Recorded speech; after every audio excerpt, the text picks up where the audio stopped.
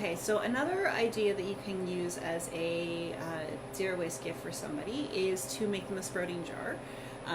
So something just a little bit different. It's still a food, but you're giving them something they can grow themselves, which in the winter is kind of nice, especially to get something that is fresh, rather than just getting a lot of dried things, or something you can still grow yourself if you wanted to grow something in the garden. So what you need is a jar. I'm using a wide mouth mason jar, just one of the small ones. You could use any size jar though. The nice thing with this project is that it's super simple, but you can use anything. So you can use a jar that you have found. It can be plastic, it can be glass, whatever it is that you happen to have. But yeah, so for today though, I'm just going to use one of the 500 milliliter mason jars. And I like the wider mouth just because it makes it easier to get the sprouts out when you're actually harvesting them.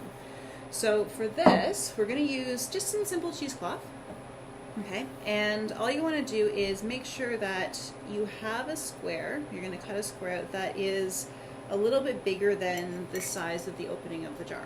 Okay, so I'm going to totally do it by eye and just leave the jar there and give a cut on either side so that I get something about the right size that'll still cover what I need, but then I can keep everything all together. You could be super precise with this and get a measuring tape or a ruler to measure out how big you want it. You could also trace a circle as well and then make it even bigger just so that it actually fits. But then that's pretty much it. So you're going to use this and put it over top of the jar.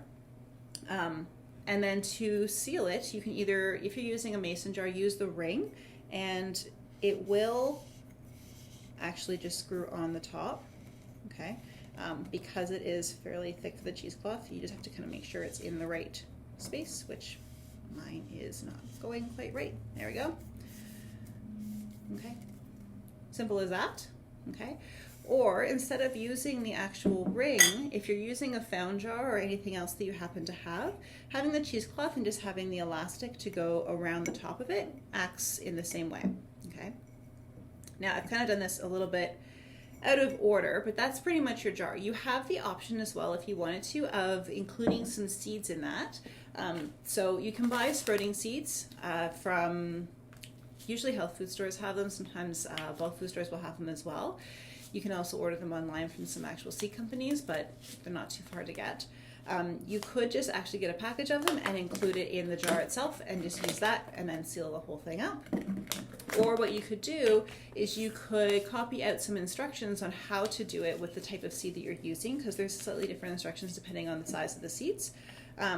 These ones are just alfalfa sprouts. So for today, I'm just going to use about a tablespoon's worth. So for a smaller jar, you don't want to use quite as many seeds, but if you know somebody's going to use it right away, or you just don't want to give them all of the seeds, then you could put 2 or 3 teaspoons, upwards of a tablespoon, into the jar with the instructions, and then use, again, your cheesecloth on top.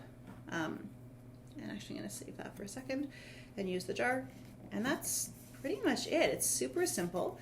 The cheesecloth is nice because when you're adding the water to it, then and then rinsing them out afterwards, then it will drain, but it holds those tiny little seeds in.